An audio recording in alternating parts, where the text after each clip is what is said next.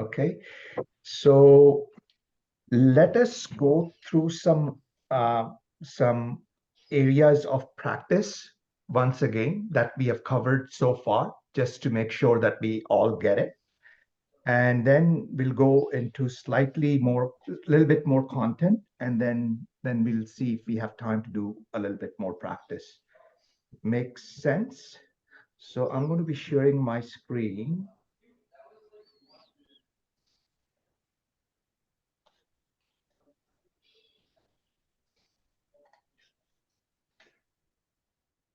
You guys can see the chart?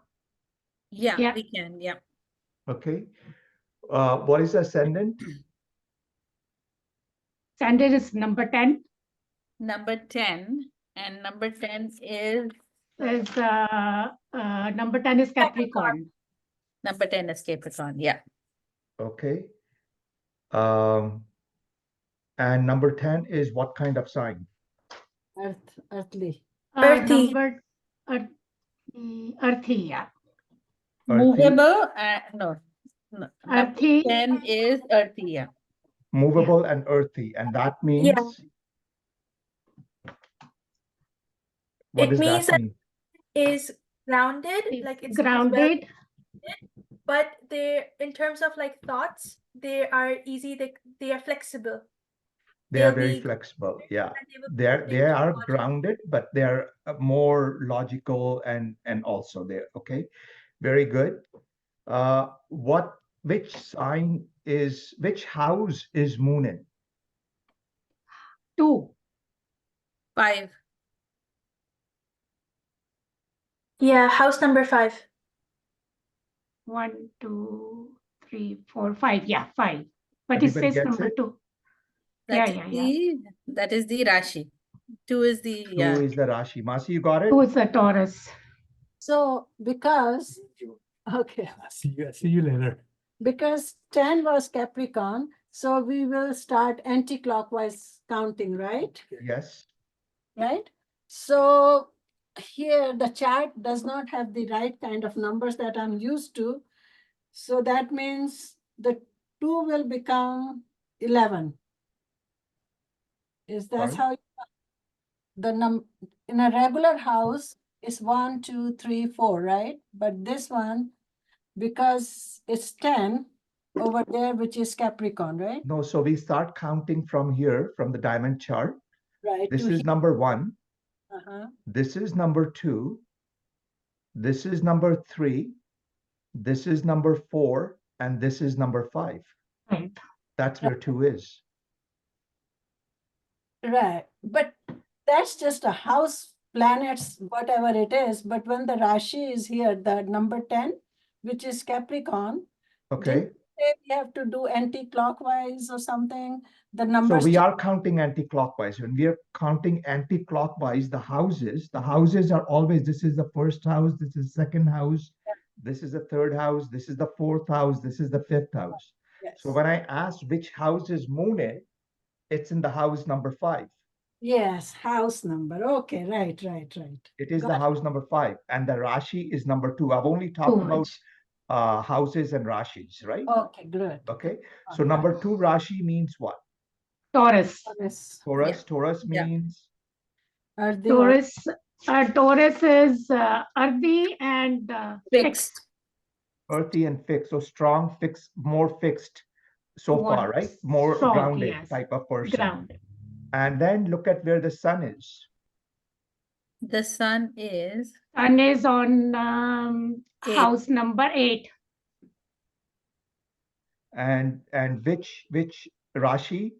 Number Number 5 5 is is Leo. Leo. And Leo is Fiery and Fixed. fixed. And fixed. Fiery. Fiery Yeah. and fixed. Okay. yeah, so very firm in his approach, right? This person, we can expect him to be very, very firm, like he has pretty good clarity about what he wants, correct? Okay. So this chart is, he's the founder of Infosys, a very, very large Indian company. Oh. Narayan Murthy, the first, very big IT company. Okay. Yeah. Yes. Infosys. So, and he used to be so like stubborn to his thought. Like at one time, before he became rich and famous, he even spent a night in jail because he had communist thoughts at one point in time. Okay, so within his own rebellion and all those processions they take, so he was arrested and he spent a night in jail because of his views. Okay, so now you can see that for him to succeed, back in the time when they founded the company, 1980 something, and get business in US, sitting from when to get one computer, you have to wait almost like 6 months to get one computer for the company. You have to wait almost 6 months to get a license. Every time somebody visited to America, that those days, they had to go to Reserve Bank of India, and Reserve Bank of India would only give them $30 per day, and they would count pennies and things before they disperse. And then when you come back, you have to give it back to Reserve Bank of India. And again, everything was penny, counting pennies and everything. So from that environment to persevere and get your thing, this guy had to be. And what I've seen is anytime you see sun playing a prominent role in this chart, it is because sun is in his own house. I haven't taught lordships. So anytime sun is its own house or something to do with the ascendant or the 10th house, it plays a very prominent role in people's stature where they end up. So a lot of presidents, you will see that. A lot of CEOs, you will see that sun is playing a very, very prominent role here. Okay. Now, another level of depth in this chart, if we look at moon represents the mind, right? He's an emotional planet. We talked a little bit about that. So he was very social in his outlook to people. So when the company reached $1 billion mark, he gave a bonus to every single employee in his company, including the janitors and the drivers. Okay, so he comes, so that moon in here, and I haven't talked about moon is in its exaltation sign. Moon is the happiest in Taurus. So that's its exaltation sign. And therefore, because the moon is also exalted, it is playing out that capability, even though it's under affliction with Rahu. But what that is doing is it's making him more charitable than he needed to be ever. And we'll learn those rules later on. Okay, so here is another very interesting chart I found. Sanjiv, one quick question. Can I Yeah. ask a quick question? So what is the hierarchy? First the sun and then the moon. What is more important? No, everything is important. So what is more important? Uh, it is very difficult to answer that question because every planet plays good and bad role in your chart. But in one way, if you need to understand, you will see that moon will play a very important role because there are three types of karmas. I haven't explained this to all of you before. There are three types of karmas. There's sanchit karma, there's prarabdha, and there's kriyaman. Okay, sanchit karma is the accumulation of all the karma of all your births. Okay, prarabdha is your destiny for this lifetime. So it's a subset of sanchit karma. Okay, it's only for this lifetime the universe has chosen. You need to experience and learn these things. And the last is kriyaman.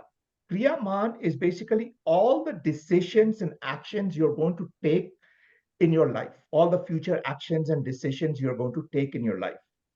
So in other words, you can call it free will. Okay, because you're going to take your actions and your decisions. Okay, but they have to play within the guardrails of the destiny set up for you. okay, which is your product. So that's how much free will you have. Okay, I can't explain it in percentage terms, but if you think about, there's destiny which is set, but within there you have the freedom to make your actions and decisions, choose your actions and decisions, your thoughts. Your thoughts are governing your actions and your decisions, and thoughts are governed by the moon. Okay, that's why the dasha calculation happens from the natal position of the moon. Okay, so in those terms, moon is very important. But then again, we can't say that lagna is not important. Correct? Because ascendant is the most sensitive point of the chart. From there, we decide which houses have which domains. Correct. Yeah. Correct? So now the whole dasha sequence is getting governed by the moon, being calculated from the moon, but ascendant is so important. So can I classify, is one planet more important than other? No, I can't say that, but I can say the role a particular planet will play. So sun plays a prominent role in, from a leadership perspective, because sun is fame, sun is status, sun is king. Okay, so sun plays a very prominent leadership role. If from a stature perspective, if it's associated with the ascendant, if it's in its own house, or if it's associated with the 10th house. In this case, sun is in its own house. Okay.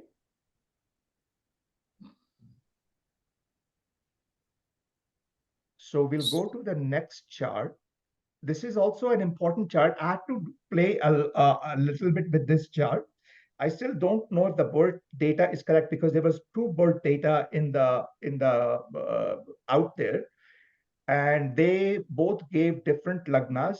In the end, I chose with this. I went with this timing. I adjusted it a little bit more, but I chose this ascendant. So let's try to look at what this ascendant is doing. What is the ascendant here, Masi? Eight is Scorpio. Yeah. Yeah. You see that, Masi? Yeah. Okay. And Scorpio is what? Scorpio is Is fixed. Watery and fixed. Scorpio is Fixed and watery. Fixed and watery. Yeah. Yeah. Yeah. And what sort of watery Rashi is it? Watery is more Muddy. Yeah, this is a muddy Emotional. water. Isn't Pisces also muddy? No, Pisces is not muddy. Okay, Pi- I might have to go through the what kind Yeah. of water it is. Yeah. So that's why, I've chosen everything in very limited terms, whatever I'm explaining, but everything has meaning, because we will be using these in our analysis as we do analysis. Okay. We can take significations which are like a mile long, but it's no point of trying to memorize all of that. You can just build that through experience. So Scorpio is muddy water. Okay. Okay. So what does that indicate here? Lack of clarity. Yeah. Lack of clarity. Because if it's cloudy, there's confusion, there's clarity. And there is moon here too. And the mind is governing this person over here. So it makes Scorpio extra strong. Okay. So, and where is sun? Sun is There's sun here. where is 11th sun? house? Sun is in 11th. 11th. No. Like the second house, the second position. No. It's in the No. 11th house. 11th, right the under 11th under- house. Yeah. under Ketu and between Ketu and Mercury, I think sun. Oh, 11th Yeah. house. Yeah, 11th it's the house, 11th house. Sixth Hey, Dhruv, how are Rashi you? And is sixth. Virgo. And sixth Rashi, Virgo. Yeah, Yeah. Virgo. Yeah. So Virgo, sun is in Virgo, but I also point this out to you. Look at the sun here. It's at 0 degrees Virgo. It's just moving from Leo to Virgo because the Leo ends at 30 degrees. It's just moving from Leo to Virgo.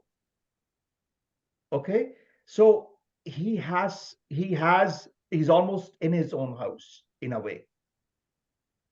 You guys see it? Yeah.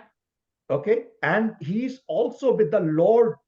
So I haven't talked about lords yet, but the Lord of Virgo is Mercury, and he's there with him. So this guy, so he's very, very clear. He has a great clarity because Mercury is intelligence. Okay. Mercury is very high intelligence, and Mercury is exalted in Virgo. So we will talk about that a little bit today. So this person has great clarity and intelligence in any action that he takes. Now we are okay, that much we understand, but we also see confusion here. We see muddy waters. So Yeah. can we also suggest maybe this person is not as confused because his clarity is very clear because it's Sun and Mercury together in an exaltation sign of Virgo. And but so he's very, very clear, okay, which is Sun and Mercury.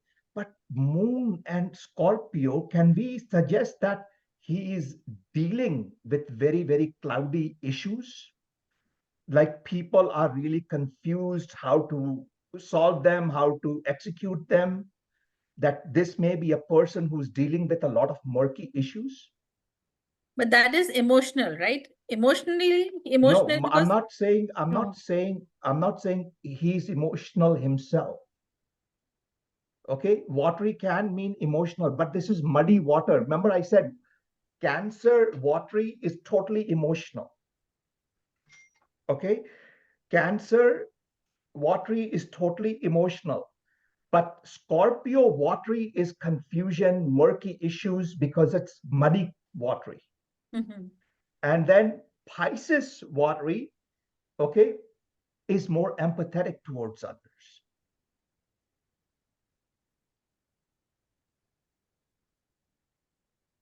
So can we suggest that, okay, I'm seeing that there's a great contradiction here. He has very clear, vision of what he wants to do, very, very clear vision. But he why is Moon and ascendant in Scorpio? So the only possible thing is that he's bringing clarity to a lot of murky issues, a lot of issues where there is a lot of people against what he wants to do, maybe conflict from that perspective. Both Mars represents conflict, and Moon are there. So it is affecting his mind a little bit, because he's got so many people who are naysayers against him. You know whose chart this is?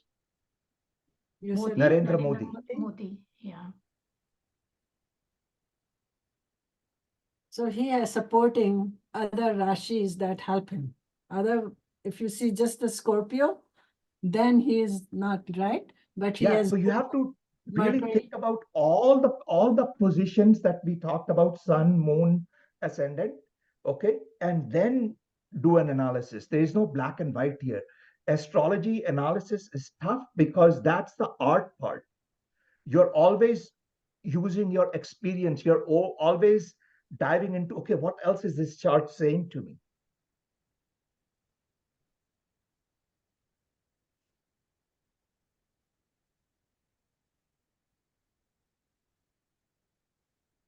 Just I have a question Mhm. regarding this chart. So, just to understand, so Scorpio's watery means is like muddy water, which can suggest lack of clarity.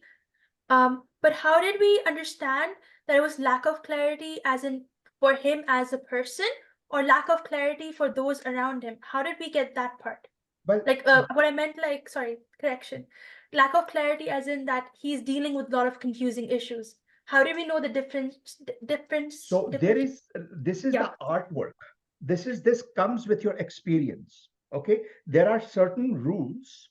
Okay, but how are you going to extend your artwork into it? The reason I it is easy for me to make this conclusion because I know it's Narendra Modi. I know that's what he's dealing with. Okay, but if I had to do it otherwise, I would say this is the house of karma, 10th house. We are going to cover houses a little bit today. Okay.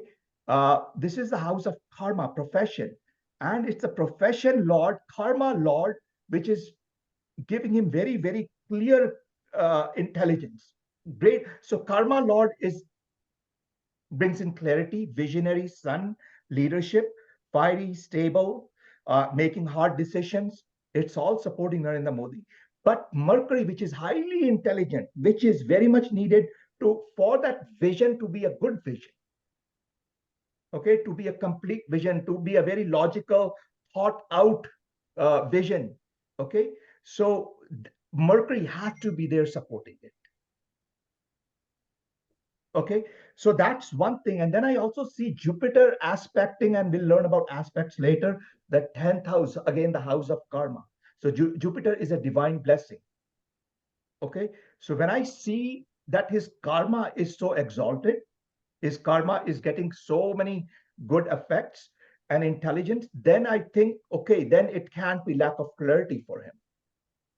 Then the issues that he has to deal with, probably it is those issues that are the murkier issues. He's resolving issues which are like 100 years, hundreds of years old, like the Ram Janmabhoomi and or Ram Mandir, or even this Article 370 is at least 75 years old, right? So he's dealing with those issues where he has a lot of enemy, lot of people have a lot of confusion, okay, and he's not afraid to go put his hand deep into the gutter and pull out one issue at a time and then execute on it. And another tip I'll give you is, I also see Ketu in here along with Sun and Mercury. Ketu always indicates something very sharp. Okay, usually we say sharp in cutting knives and stuff. But if you think about Lata Mangeshkar or any special artist, Ketu will play a role because it gives them a uniqueness, a very sharp thing, very minute thing that makes them extra special. So is that in particularly in regards to communication or just like some kind of special ability? Any special, so for Lata Mangeshkar, it's her voice, Mm-hmm. okay, or the pitch of her voice, okay. So for anybody, for us, Einstein, it will be his mind, his logical mind. There must be a Ketu associated with it, because as you learn later, that Ketu also represents research and learning. Okay, so definitely Ketu will have to be involved with an Einstein, because to get down to a very micro level, you need a Ketu's blessing over there.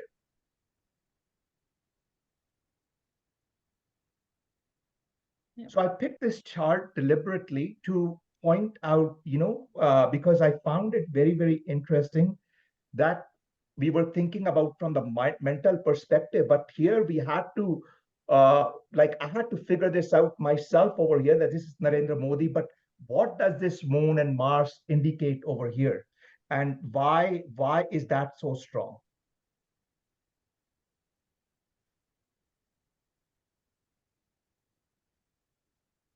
Okay, and it is because of this reason, and there's another reason which is called dhan yogas. What happens with the other time, there's a lot of dhan yogas, and we will learn that later. So at that time we can talk about both these charts again. But if the other time was correct, they would form a lot of dhan yogas in Narendra Modi's chart, and we know that he's not a rich guy and he donates everything that he has.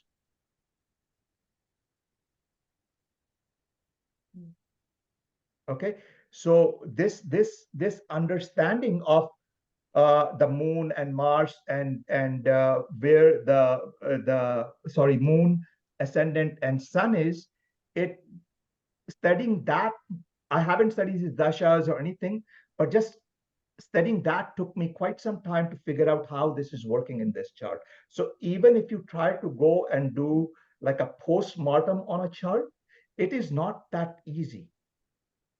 Okay, so I'm using this as an example of where the rules are and where the art is.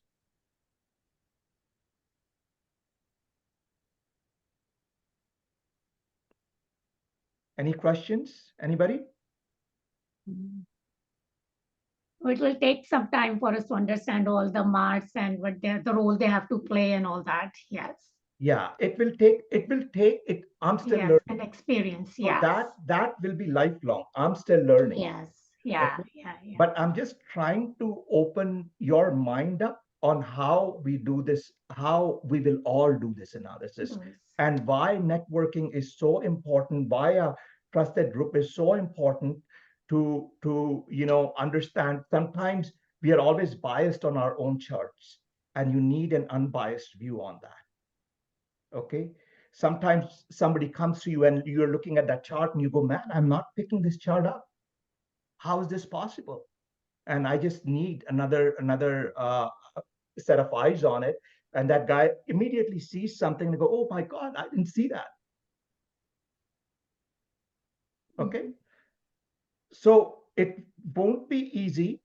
And I think you all need to be easy with yourselves. In not be too strict on yourselves. It is a difficult and a complex process. That's right. Okay. So let us go back.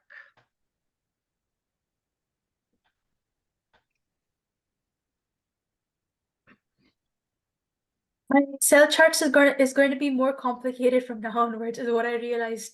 I'm And not sorry. everything will be. I'm saying that I realized that not everything will be able to fit neatly in an Excel chart. Oh, yeah. Yeah, no. there's so many things. Yeah, there's going You to be a keep lot adding of to things that for sheets. sure. So all of us have a little easier life.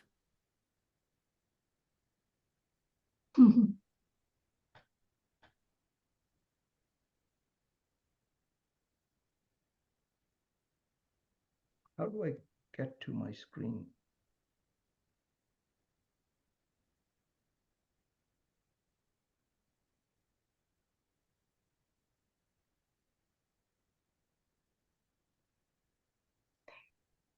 Yeah.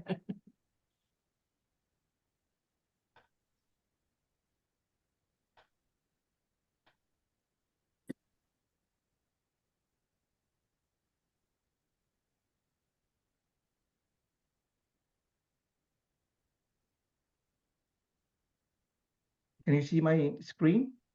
Yeah. Yeah. But it's not giving me the option to go into the presentation mode.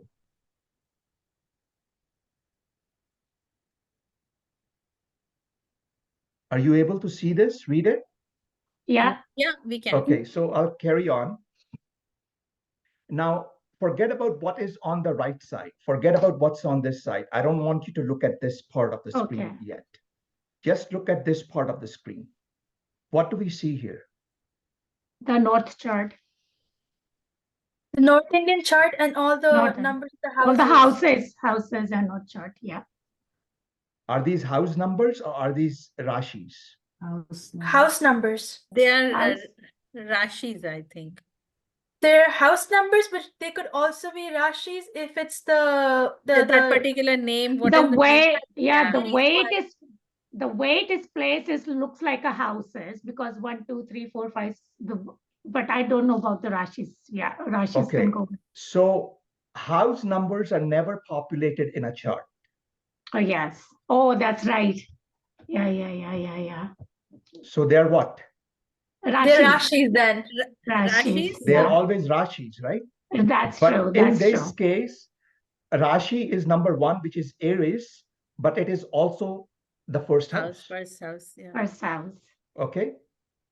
This is also the first house. Kalpurush. Okay. That's why it looks like a house chart. Yeah, but it That's is the really a word. Rashi chart in which Aries is ascendant and therefore Aries also becomes the first house. So we must always go to that place immediately. We shouldn't think about houses. We shouldn't have any confusion about Rashis. We look at this. We start with identifying what the ascendant is because we know where the first house is. Mm-hmm. Okay. Now so what we said is this is Aries ascendant, and Aries ascendant is also the first house. So naturally the progression, Aries, Taurus, Taurus, Gemini, Cancer, Gemini, Leo, Cancer, Virgo, Leo, Virgo. they are the same house numbers as the Rashi numbers in this chart, correct? इसका कोई नाम था ना special? Kalpurush. Huh? The Rashi was called Kalpurush, I think. Yeah. No, Yes, the chart is Kalpurush called. Kundli. Very, very Yeah, nice. sorry. Very good for remembering that. Or the natural zodiac. Kalpurush Kundli or the natural zodiac. This is going to be very important.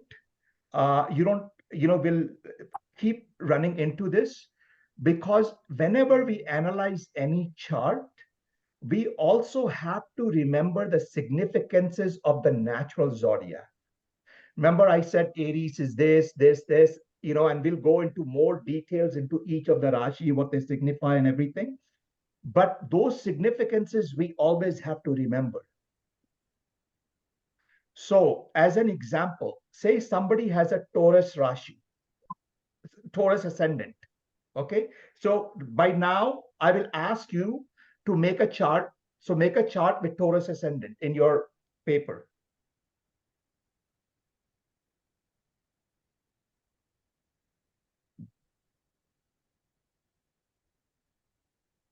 We start from 2.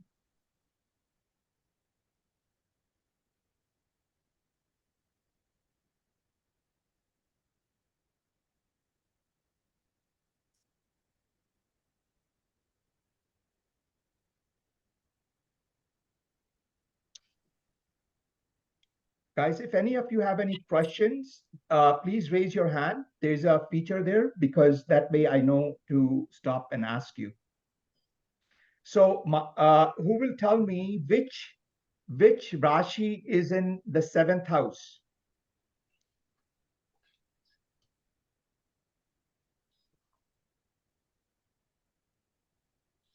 Scorpio? 8. Eight 8 is Scorpio. Yes.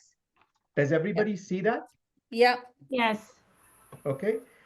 Yeah. Now, again, I'm just relaying some points that are not on the slide, but you don't have to worry. They will come later. I'm planting a seed here. Now, Scorpio is the 8th Rashi. It's the 8th house in the natural zodiac. Will you agree? In this natural zodiac, it's the 8th house. Correct. Yeah. Correct?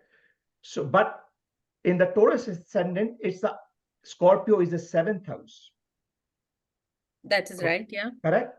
Mhm. Now, the 8th house or the Scorpio Yes. Rashi, because it's a natural 8th house, also represent things like secrets. Okay? They also represent business partnerships. They also represent spouses. So, can we say in the 7th house, if somebody has a planet in the Taurus Rashi, say we say Ketu there, okay? I think I had mentioned Ketu is the planet of spirituality and occult. If there is in the 7th house, there's Ketu there. Can we say that, okay, a relationship is a different matter, but Ketu being spiritual and occult, this person will have something to do with astrology also? Yeah. Will the person or the spouse have it? No, the person, the Taurus. The person will also have something. Now, spouse is an interesting thing, what you have brought up there. What that would say is, if Ketu was there, is that this person should have a very, very spiritual spouse, then it will be okay, the relationship, because it's in the house of partner. Ketu is also a malefic planet, but the good side of it is spiritual. Or if she's not spiritual, then there will be trouble in relationship. So from a relationship perspective, I'm looking at the house differently, but from a natural zodiac perspective, I'm picking out another influence to say this person, this is occult and thing. What does that represent? What kind of karma does that represent for the native himself? Because remember, the whole chart is a map of karma. Okay, that's how you will do natural zodiac, but we will come back to it. So take the confusion out. We will come back and do lots of practice on this, believe me, because when we will analyze charts, these 4 houses, 1, 4, 7, 10, they are called Kendra houses or quadrants in English. Kendra houses, they're called Kendras. Okay, everything that I'm saying, every word that I'm saying will be used highly in our analysis. Kendra houses are also referred to as Vishnu Sthan, place of Lord Vishnu.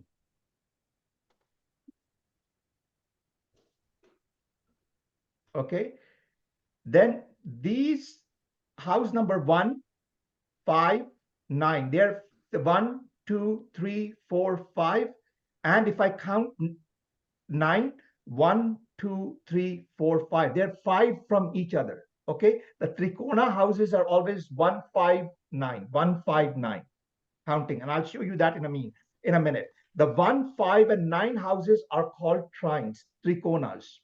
Okay, and these tricones 1, 5, and 9 are referred to as Lakshmi Sthan. Okay, place of Ma Lakshmi. And I was talking about Dhan Yoga a few minutes ago. The Dhan Yoga is usually formed when there is a combination in some ways, and we learn the combinations later on, between a quadrant house and a Trikona house. So Vishnu Sthan and Lakshmi Sthan, a Dhan Yoga is formed. And we use the same planets to also determine its Raj Yoga or Dhan Yoga. So if you've heard the term Raj Yoga or Dhan Yoga, okay, they are usually formed with combination of 1, 4, 7, 10, 1, 5, 9. Yes, Bhavya? I just wanted to bring up an interesting observation. I noticed that compared to what we've been learning so far, which is where the numbers never, the Rashi numbers have never been repeating. Here in the different quadrants or in the different groups, the Rashi numbers are repeating. For example, in the first one, there's 1 and 4, and the second one also has 1, and the last one also has 4, which I thought was very interesting. Sorry, I did not understand, Bhavya. Like the same Rashi in different groups. Yeah, for example, in everything we've been learning so far, usually the Rashi is associated with one thing. For example, when we were learning about like elements, we Okay. learned that like for example, 1 is fiery, 5 is fiery, and then the 9 is fiery, and they always like these numbers are always fiery, and they will never be watery. Like they will like these numbers will these Rashis will never be watery, right? And Correct. these they will Those never were repeat. in groups of 4. Yeah. Okay, Here I've fiery, observed. earthy, airy, watery. But when you come to movable, fixed, and dual, they were in groups of 3. 3. Yes, and they were still not repeating, is what I was thinking. That the Rashi like the numbers of the Rashis that were there in the slides, they were never like repeating. For example, if movable was associated with a particular Rashi, you wouldn't be connecting it with dual. It'll always a particular Rashi would only be like movable, right? Right. What But I've Bhavya The is always Rashis never changed. Number 1 yeah. Rashi is always movable. Bhavya, but what Bhavya is saying is number 1 Rashi is Kendra house also, and like Vishnu Sthan also and Lakshmi Sthan also, because it appears I in don't both. think she's saying that. Are you saying that, Bhavya? That's yes. Yeah, I was just noting an observation that And then the 4th Rashi is Kendra Sthan and Moksh, the last one. I'm not understanding. No, Actually. what she's saying is for in the Vishnu Sthan, you have 1, 4, 7, and 10. 10. But Yeah. this 1 is also in Vishnu Sthan and also in Lakshmi Sthan. Lakshmi Sthan. So Yeah. And then it's repeating in 2 places. That's what she's saying. Where is it yes, same with repeating? the other numbers. So same in the first one, when you in the first where it says quadrants, kendras, houses, it says 1, 4, 7, 10. No, on he the said don't look at that right now. He said just focus on this chart. Don't look at what it Ah, says on the other No, side. I am reading from the right-hand side now, but I didn't understand what the observation was, because I want to be very clear about Rashis versus houses, and I don't want anybody to mess up or confuse the terminology. Mhm. When I'm talking about the houses 1, 4, 7, 10, the houses are not populated, the house numbers are not populated on any chart. Yes, that's clear to me. Okay, so therefore house numbers 1, 4, 7, 10, whether the ascendant is 2 or whether the ascendant is Gemini, if you make another chart so you have made a Taurus chart, what are the houses 1, 4, 7, 10 in there? What rashis are in there? 2, 1 is 2, which is Taurus. And number 2, 3 is what is it? Gemini. Gemini. No, Then no, the I said Cancer. 1, 4, 7, 10. Which house, Oh, which oh, rashis and okay. 1, 4, So 7, Leo. 2, 10? 5, 8, 10. So 2, 5, 8, 10. It is.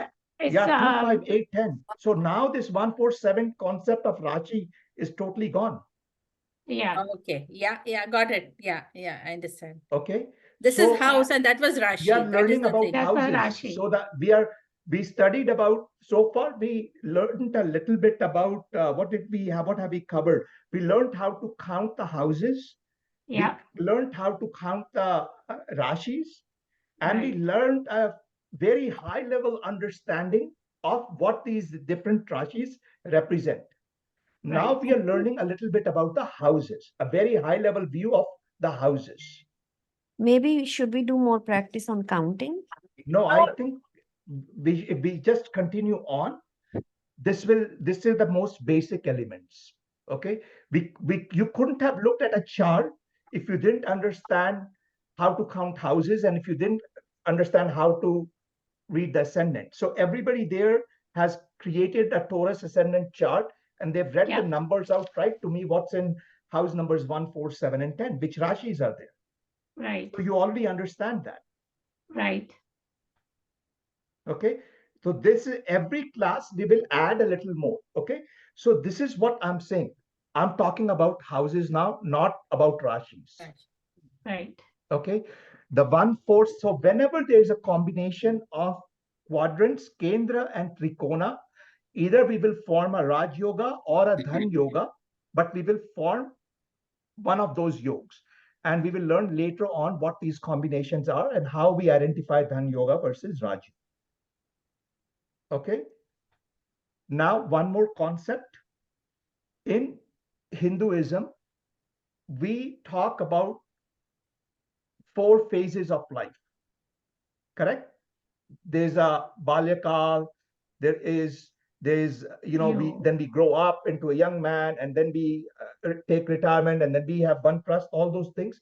Similarly, for different phases of life, you need different types of resources. Us Hindus focus a lot on dharma, and therefore the 1, 5, 9 houses, which are the Mahalakshmi houses, we call them the Dharma Trikon. The Trikon houses are always 1, 5 relationship. Okay, so that's why 1, 5, 9. If I count number 9 from number 5, you will again get 5 houses. One, Yeah. see here, 1. I'm counting Leo as 1, 1, 2. Virgo as 2, Libra as 3, 3. Scorpio as 4, and then Sagittarius as 5. It's always a 1, 5 relationship. Again, if I count from Sagittarius, 1, 2, 3, 4, 5. It's always a 1, 5 relationship for any trikon. Okay. So what would form the trikon if I start to count from number 2? 6. Yeah. 11. 1, 2, 3, 2, 4, 3, 5. 4. That's correct. 1, 2, 3, 4, 5. 10, Then 10, 10. then 2. No, it's 5 from here. So 1, 1, 2. you always count from the house you're in. Yes. So 1, Yes. 2, 1, 2, 3, 3, 4, 4, 5. Number 5. 10, right? Yes. Yeah. Yeah. Yeah. Okay, so 2, 6, and 10, they form their own trikon. It's called Earth Trikon, which is a triangle of resources and wealth.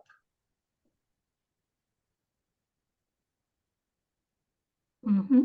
Okay, And these are very, very, very important rules to things to understand, because a lot of rules are going to come out of this, and a lot of analysis is going to come out of understanding where the planets are placed, which houses. If you learn the houses really, really well, and if you understand the significances of Rashi's, planets, and houses, that's what astrology is. That's the basic stuff. If you know that very well, then you can start your analysis very well. Okay, so there's a question, there's a chat, something. Yeah, it's a triangular relationship, but you count that in terms of 5. 5, yeah. Right? Yeah. And then the next tricone, if I start from 3, 3, it will be 7 and 1, 2, 3, 7, 4, 11, 5. 3. 1, 2, 3, 4, 5. Yes. So 3, 7, and 11, right? 11, yeah. Okay. That's called the calm tricone. That's the triangle of desires.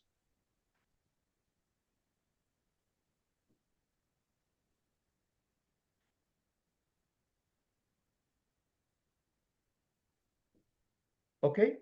And the desires is of every kind. I want this car, I want this education, I want this, anything that you want is a desire. Okay. And 4, 8, and 12 are called the moksha trikonas, triangle of liberation.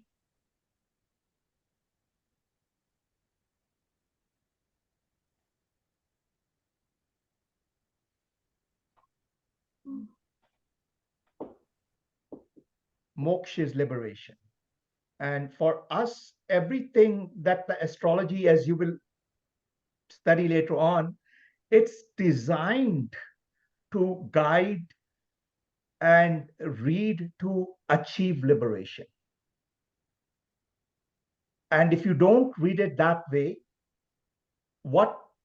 that's what a lot of people are doing, that they're not reading it in a way to aid in liberation. They're aiding in a way to just make money out of it. And that's why when you are only doing that, then it hits an astrologer badly, very badly, at some point in their life.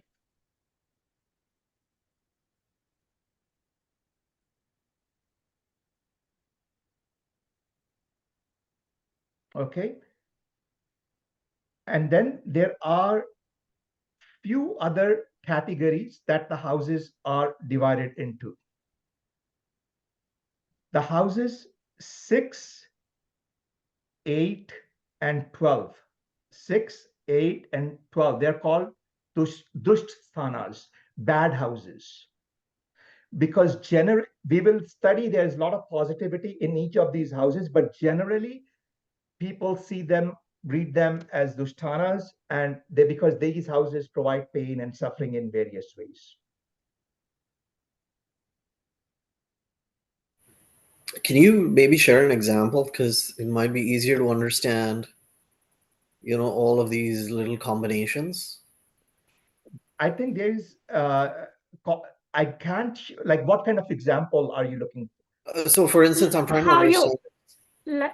Sorry, go ahead, Dhruv. I was just wondering, like, when you're interpreting a chart, is it like you're looking at some kind of interplay between these 3 houses or something that's in those 3, or you're looking at them individually, or that sort of thing? Yeah, we are looking at a lot of things. Remember the initial charts that I took up? Okay, we are looking at a lot of things, but we have to just remember 6, 8, and 12. So stuff that I'm giving you right now is stuff that you have to know or memorize, but it becomes second nature as you keep practicing and as we keep talking about it. At this point, we need to remember, like, 6 houses is shad ripus in there, all types of ripus, like they say, debt, enemies, anger, greed, uh, eating meats, or alcoholism, all kind addictions, all kind of things are over there. Number 8 is pain, there's accidents, there's injuries. Okay, there's a lot of things. Number 12 is about losses. It's about moving to foreign land. It's about hospitalization. It's about prison. Everything in a way is foreign, right? Hospital is foreign from home. Prison is foreign from home. Or you can go to a foreign country. Okay. But they have some few very positive aspects to it also. But the 6, 8, 12, we have to remember when we study the details of the houses, I will give you what each house signifies. But at this point, when we are reading charts, and like in the last chart, I was trying to explain this house also has this, you will start to get some understanding why I'm saying what I'm saying. Mm-hmm. Okay. 3, 6, 10, and 11. 3, 6, 10, and 11. These are called Upchai houses. Upchai houses. Okay. Now, these houses usually grow over time and they improve their results over time. They are connected with the materialist world. Desire and 6 and 10 are about job and business and service and that kind of thing, profession. So they are very much included into the materialist world, and 3, 6, 10, 11 are called Upchai houses. So if there's a planet maybe even ill placed in one of these houses, over time of your life, it will start to give better and better results. And it's important to understand Upchai houses because the malefic planets, next week we will start to learn about planets. The malefic planets always give good results from a materialist standpoint in the Upchai houses. So Saturn, Mars, Rahu, Ketu, which are malefic planets, they will always good results in Upchai houses. Okay, and I'll talk about the reasons why when I talk about the planets and things. Okay, now also understand the houses 3, 6, and 11. Parasha Rishi, so 6, 8, and 12 are Dusthanas. Okay, I explained you why. But according to the Parasha Rishi who wrote this whole astrology, according to him, these are the most malefic houses because they are the houses, the desires cause you to make sins and your ambitions cause you to take the gray route and all of those things. So he calls them Trishidoya houses, but according to him, they are the most malefic houses and they can give very, very difficult time periods, not necessarily from a material standpoint, but from a relationship or a health perspective, they can give very, very dangerous results. Because Sanjiv, think what is the about it, meaning of anybody who's too involved in making money, okay, is not paying too much attention to his health or not paying as much attention to his partnership, his relationship. Okay, so whenever these planets are there, they'll give good results from a materialistic standpoint, but from a health or a relationship perspective, they can give very negative results. So we'll learn the rules about that also. Sorry, Mona, you had a question. Yeah, what does the malefic mean? Okay, so benefic is a Shubh planet. Shubh. Malefic Okay. means Shubh. Shubh, like a benefit. You get a benefit out of a benefit. Okay. Malefic is a Shubh. You get negative result. So Saturn, generally everybody knows Shani gives us grief. Everybody knows that, right? Everybody thinks of Shani as a grief or a Mangal as a grief. Okay, pain. So those are malefic planets where some negativity exists. Okay. And so, okay, go ahead. Go ahead. No, I was just saying, like here, the sixth house and the third house, they are repeating on the sixth house is in the bad house, and then the sixth house is again in Upachai houses. Then how come the 6 and 3 is repeating in all this house and this house too? Like then how do you calculate? Like how you know? So I did give you that hint already. Okay. 3 and 6 are materialistic. So from a desire and materialistic, if you're looking at the results, so when somebody comes and asks you for a reading, you don't start reading every possible thing, because there's Right. so many different significances of every single house. Right. You ask that person, what is that person interested in knowing? And then you need to Okay. focus on that part of that person's life. Okay. Correct?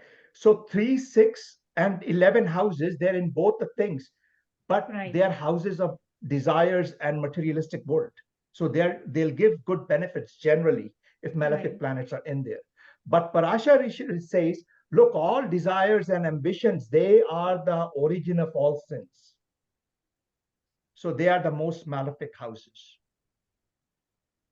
And what we have seen is, okay, that's what the Rishi has written, but over experience of various astrologers and practice, we have found, when you are looking at a chart, normally these houses give a decent result from a materialistic standpoint, but from a health or from a relationship perspective, they can give very negative results.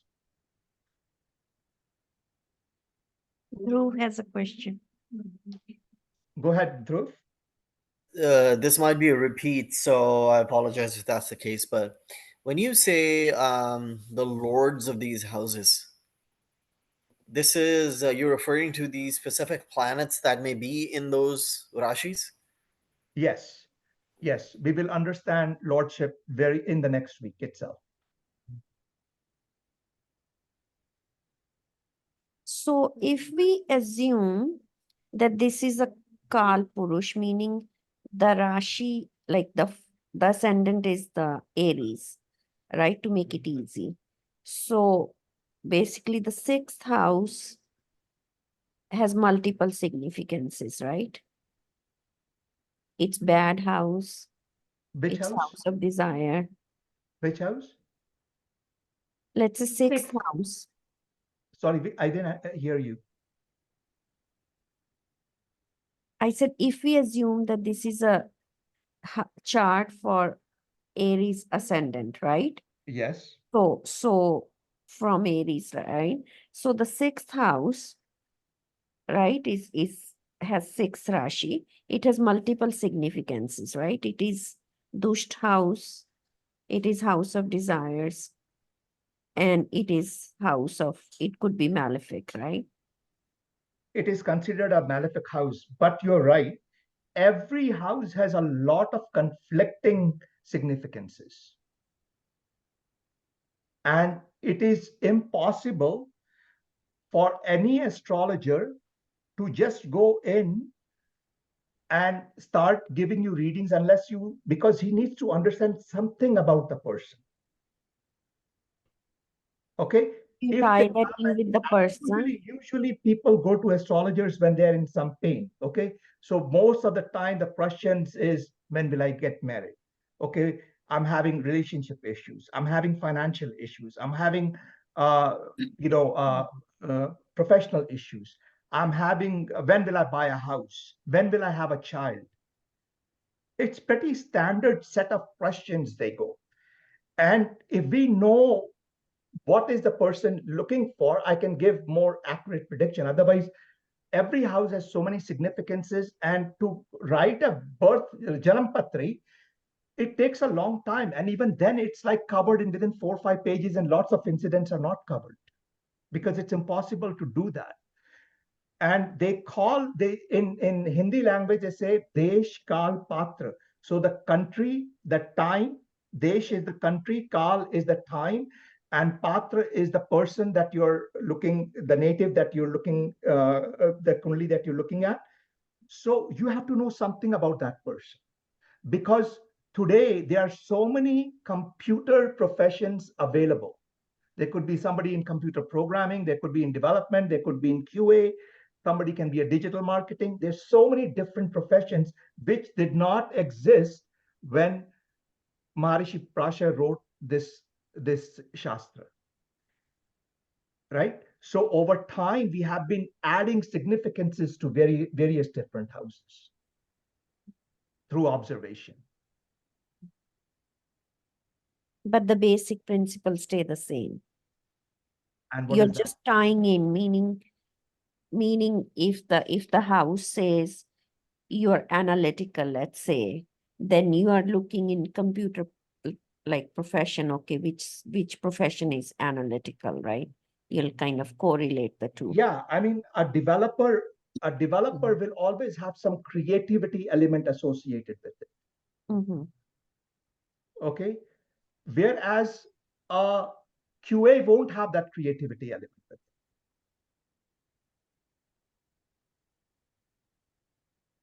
A So you're digital marketer will always have something to do with marketing. Okay, they're all online activities, but they're different activities. And they're represented by different houses. So you're tying in the basic principles, but expanding them to today's world. So I am basically at this point, I'm just teaching you how to start reading a chart. Chart.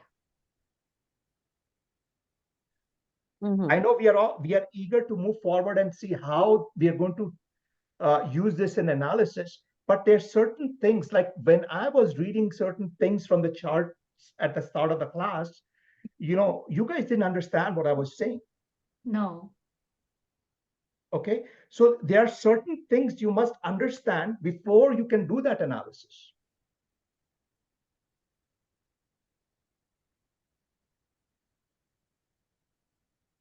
And things that were rules I already explained about sun, ascendant, and the moon, and looking at the movable, fixable, and elements and all of that, how we predict the nature of a person, even then we have to sometimes extend those rules and understand, okay, why am I getting a contradiction? What is a conflict here? How do I make sense of this chart? And Narendra Modi's chart was a very good example in there. Does that make sense? Yeah. So there's something in the chat here.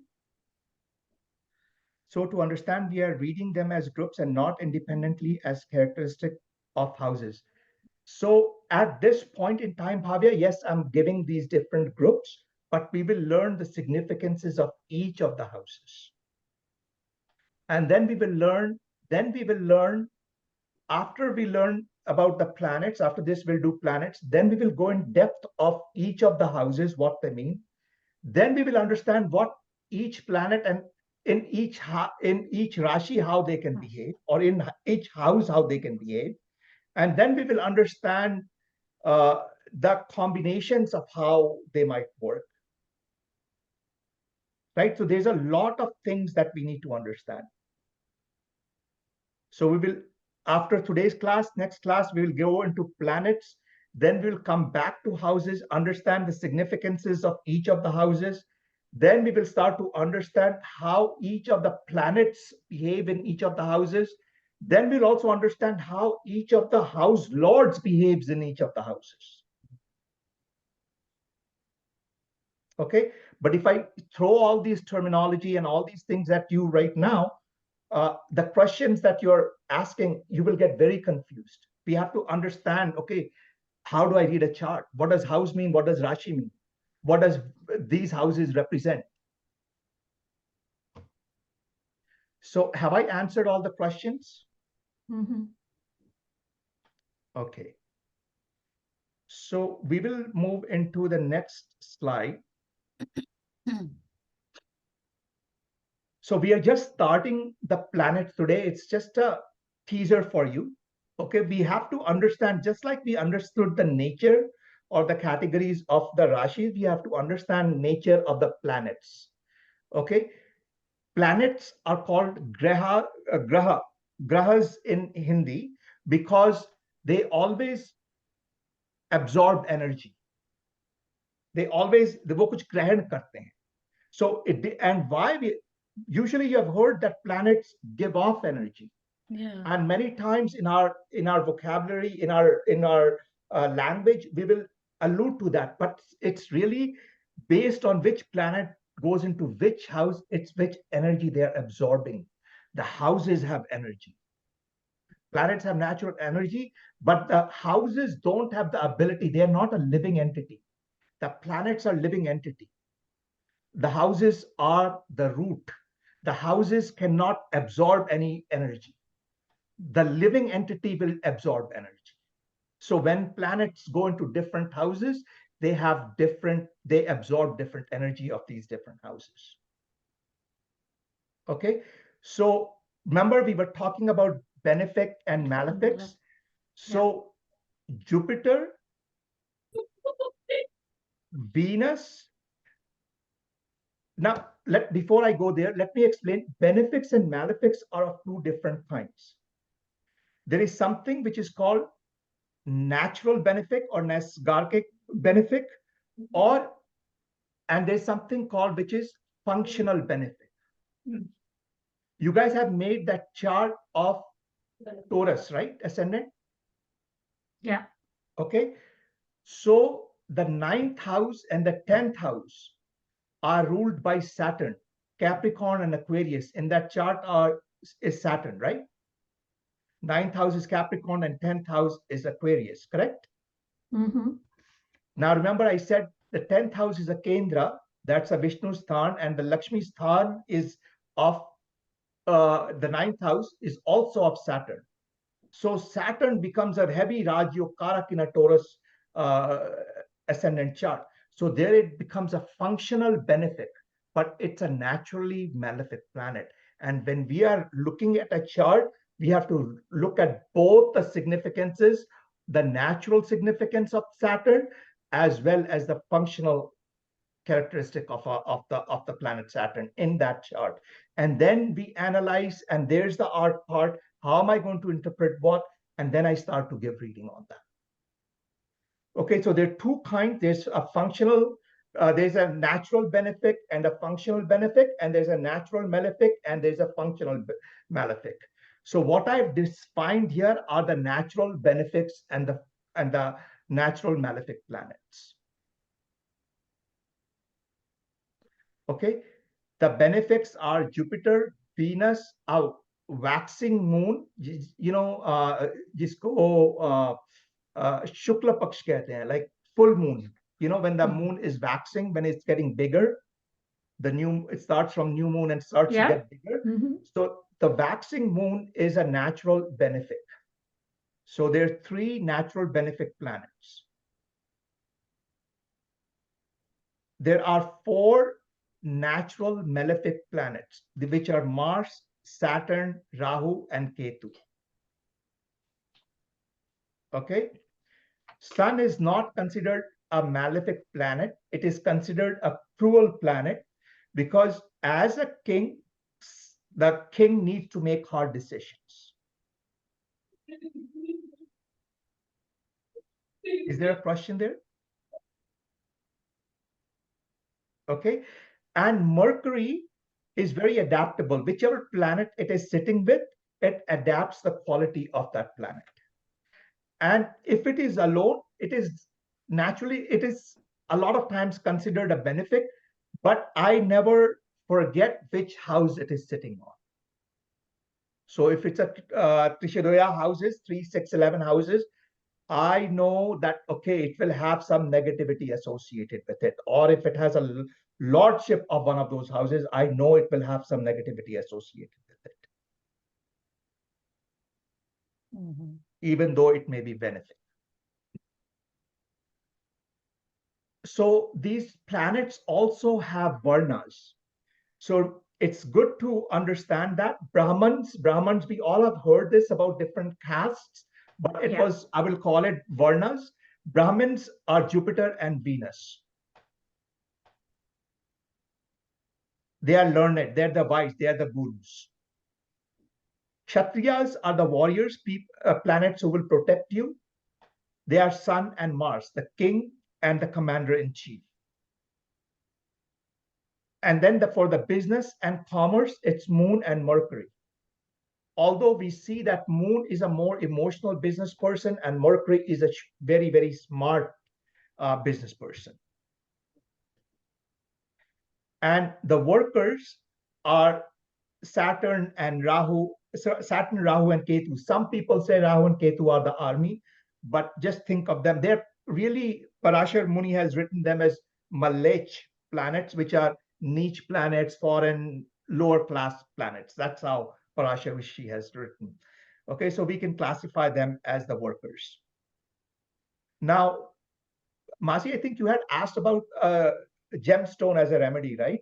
Right.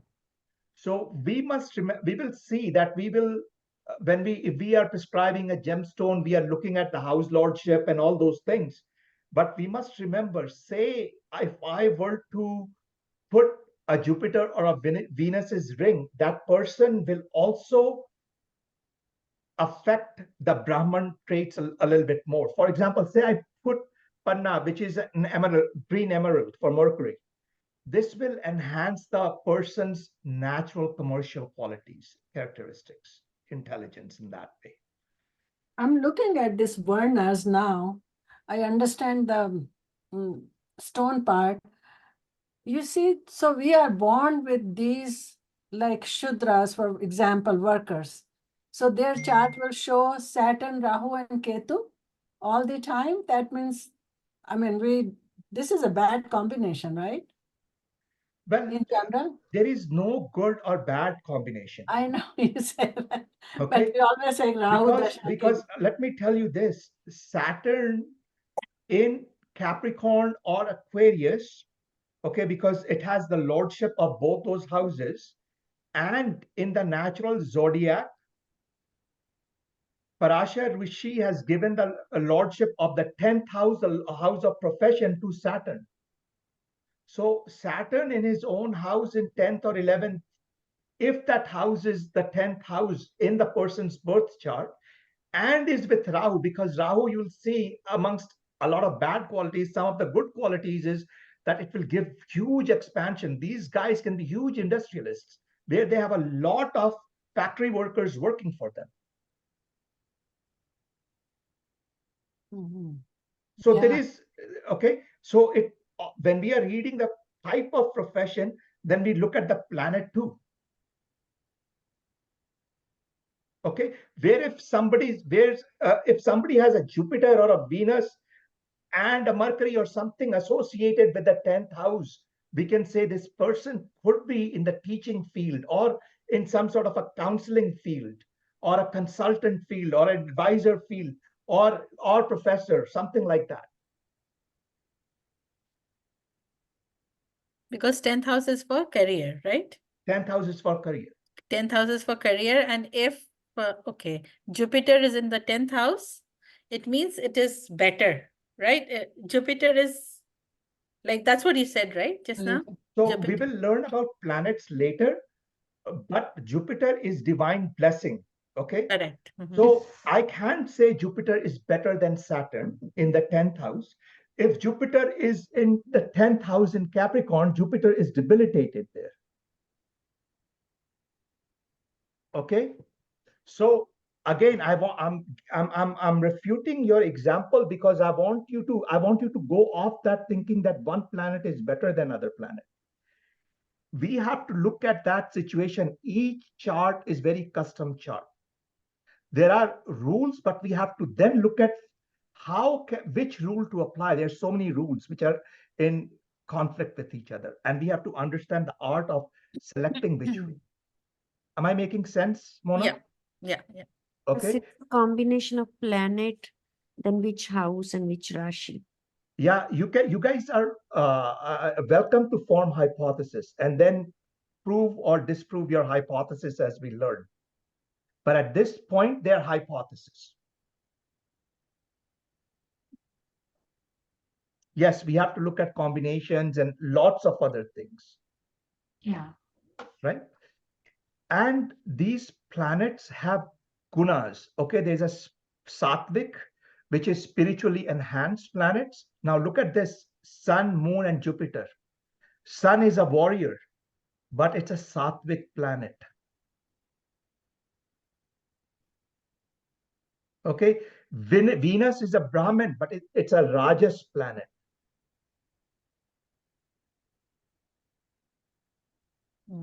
Okay, again, in trying to determine the nature of a person, the type of food they may like, and all those, if you go to this person's house, the kind of spread you can expect, presentation you can expect, you can look at these houses and say, okay, they will have a pretty good presentation. They will, these people because they're ambitious, they're progressive, they have rajas tendencies in them. Or tamas, it says they're mean, corrupt, vicious. If you think about, they show enough of those pictures of those graphics in these Bollywood movies about the underworld and how they move around, what they eat, and how they behave, that kind of thing.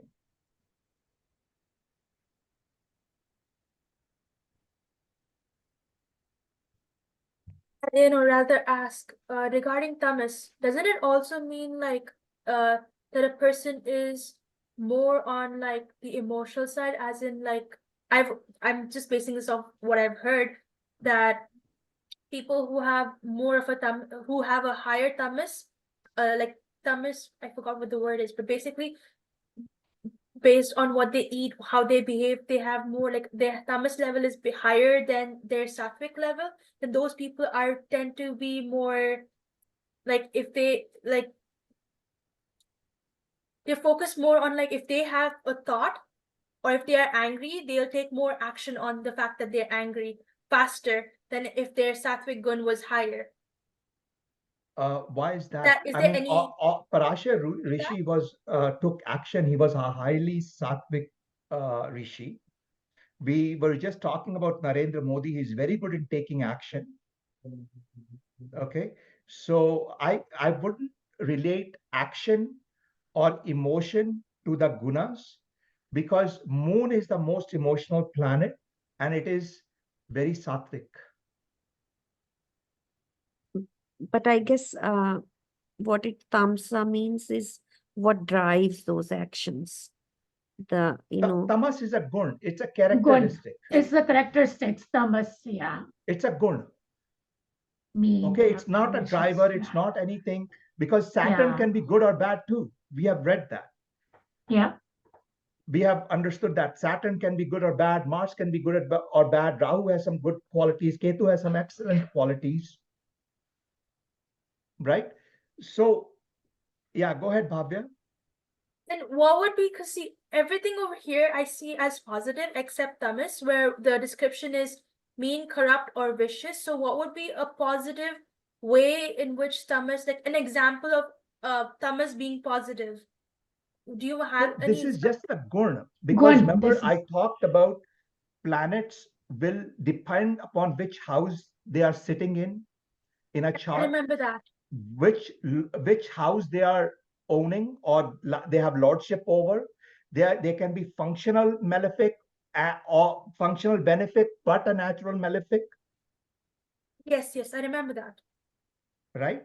So it depends on every chart what you have to read, what you're reading, but to explain how a planet can both be a tamas but benefic, they can be a functionally benefic planet. So they would not be naturally benefic, but they could be functionally benefic. That's right. And we will learn later that a natural malefic, why is it important to know natural malefic, not just focus on the functional benefic and the functional malefic? It's important to know that the natural benefic or a natural malefic will never lose those characteristics. So even if they have a bad lordship, bad position, they will give some divine blessing. So Jupiter can give some divine blessings, whichever house it aspects, and we'll learn that later on. So Jupiter will always have some beneficence. Saturn will always have some maleficence, even though it can give a very positive result.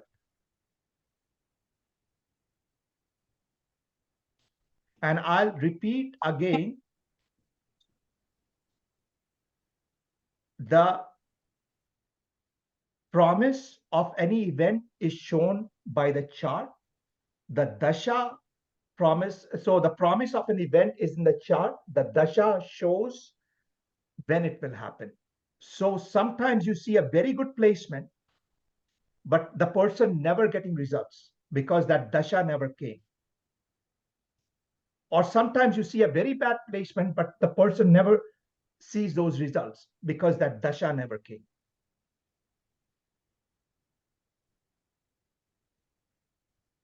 When you say dasha didn't come, what does that mean? Dasha is jaise hum kehte hain, we say that you're running Saturn Dasha right now. Right. You are Shani ki running dasha. Jupiter Dasha right now. Okay. So those, it's not just important to have the right placement, but it is also very important to get the right dasha. Now, we all know Jupiter is a very benefic planet, correct? Mm-hmm. Yes. We all know that. Okay. In the natural zodiac, it has the lordship of 9th and 12th houses. 9th house is high values, idealistic, religious, spiritual, no bad deeds. 12th house is liberation also. Jupiter is exalted in the Cancer sign. Now, Bhagwan Ram's chart has Jupiter exalted, who's the ninth lord, both in the natural zodiac and his chart, exalted in Cancer in his ascendant, Bhagwan Ram. But look at the hardship he faced. Because Jupiter is also the lord of sixth, which is a Trishadoya lord in a Cancer ascendant.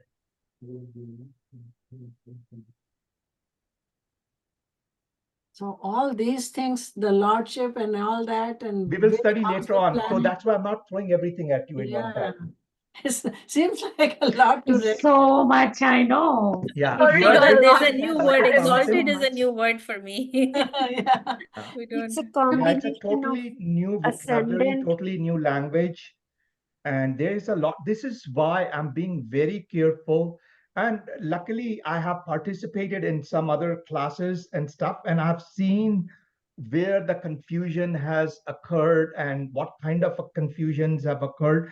And I've then trying to design this course that it's, as limited information to get to the next level, very pointed, very basics. And also we get enough practice with it. So far it's like various combinations. First, So ascendant many from combinations. Meena, Yeah. you're back. moving way too fast and ahead than where I am.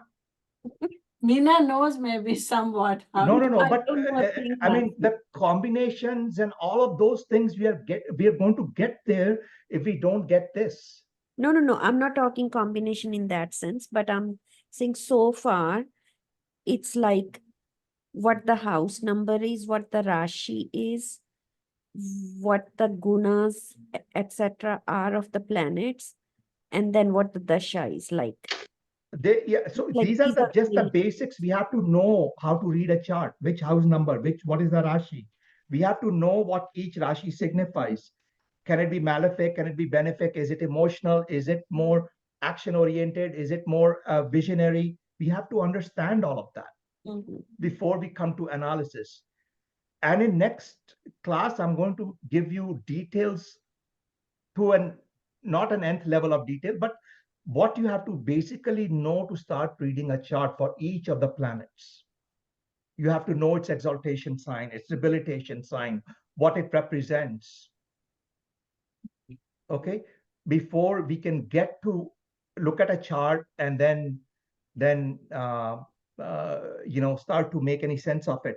So I'm going to do this just before we end here. I'm going to reopen that chart that we talked about uh, from a wealth perspective.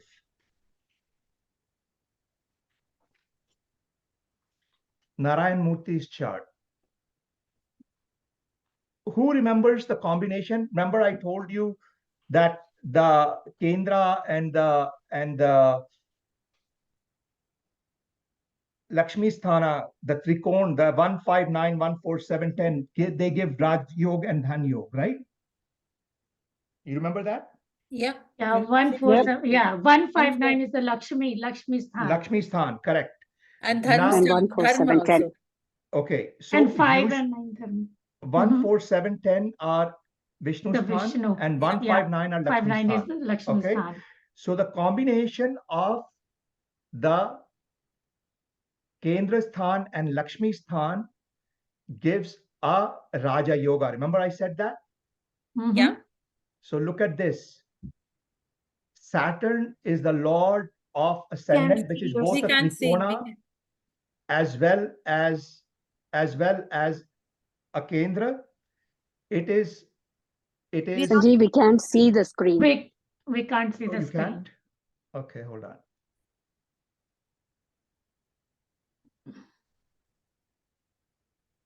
Can you see it now? Yes. Yeah. Okay, awesome. So see, the ascendant is Capricorn here. Yeah. Mhm. Okay. The Lord of Capricorn, just take my word for it until next week. The Lord of Capricorn is Saturn, and Aquarius is Saturn. Okay. And his ninth house is ninth house. Mars and Venus. Yeah, but it's Virgo. The Lord of that Virgo Virgo. is Mercury. Look at Saturn and Mercury together in another Kendrasthana. Okay, that's a Raj Yoga.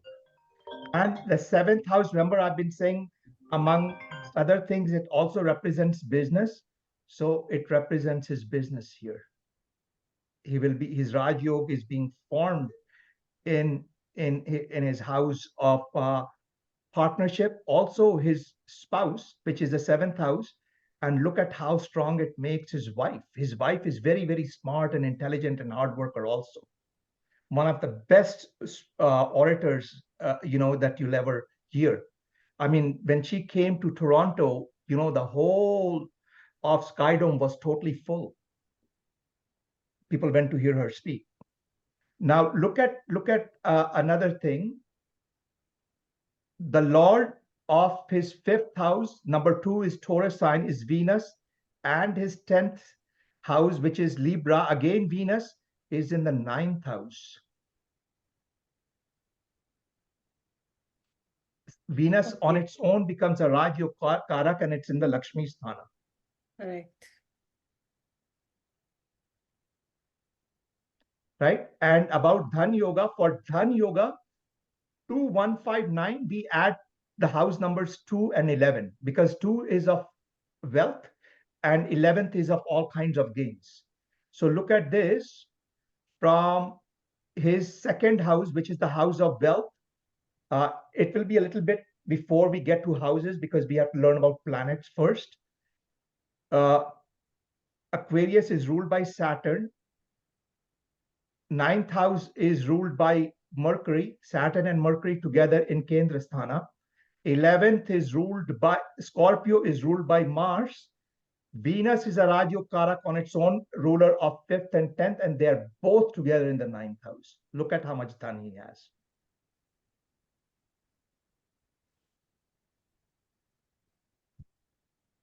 It's just a little fun activity I wanted for the last few minutes, just to show you how this works.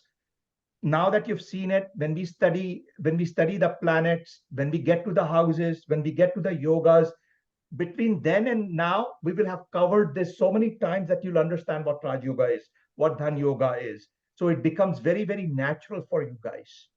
We will cover these things so many times.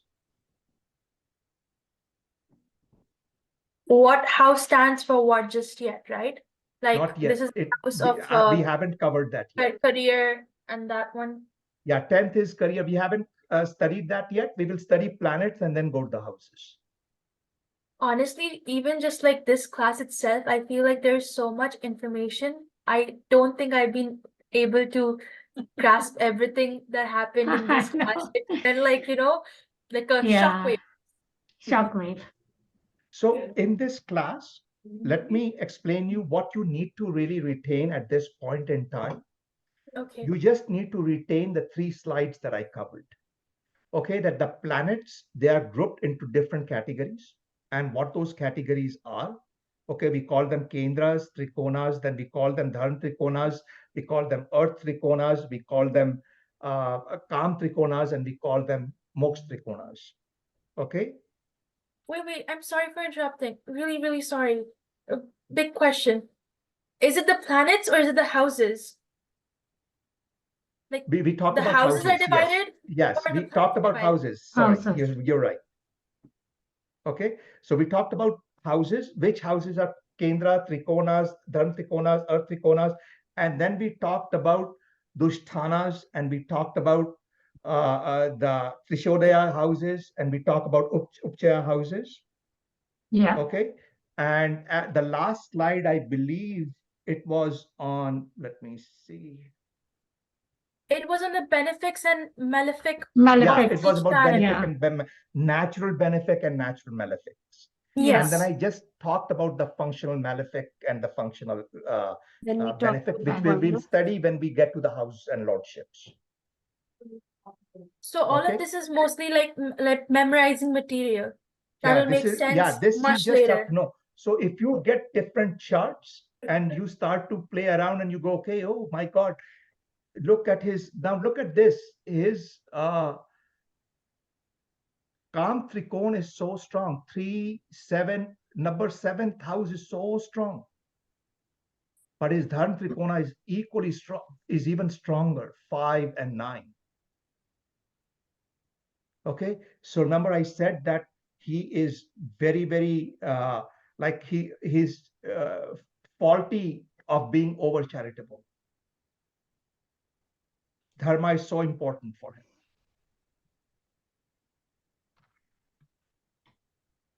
Okay, so this is why I'm sharing these charts, because it gives you tidbits. You have the recording, you can watch the recording again, take some chart out and try to figure these out. You don't have to memorize them, but I don't think you have to memorize them, because if you do practice, and every class we will always build on everything that we are learning. So I'll be repeating again and again what I have said, but adding to it. Okay, guys, I'll shut this down if there's no more questions. Yeah, Sanjiv, one last question. In the Jagannath Hora, when I started that, I'm not getting the North Indian charts. Yeah, same with me. Same Yeah, with that's me. what I'm not myself getting and that. So Vicky, you we have to were. go into preferences Okay. related to display, and then Okay. go into chart style and language. So First preferences. go to Let me related write to it down. Okay, Preferences, yeah. chart style and language. You can change it here, or what I have done is I've kept it South Indian here, but I've also, what I've done is I have also set use of 2 chart styles. I've also clicked on that. choose of And on one, Okay. it's South Indian regular, and then it's North Indian diamond chart. Okay. Okay. Thank you. Thank you so much. You're welcome. Thanks, Good Sanjiv. night. Yeah. Good night, Good night. Sanjiv. Thanks, Thank you Sanjiv. so Anybody much. else Bye. has Thank you, everyone. questions? Yeah. Good night. Okay, bye. Bye. Anybody else has questions, or should we call it a wrap? I have, but I will call you separately. Just right now, Okay. can I call you? Sure, Masi. Okay, it won't take long. Okay. Okay, bye. Thanks. All right. Okay, guys, have a good night. Thanks for You too. joining. Bye. Bye.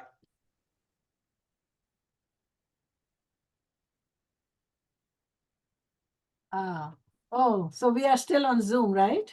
We are. Okay. Oh, wait, let me stop I'm trying to recording. leave. Masi, let me call you back, Okay, take it. because I want to stop.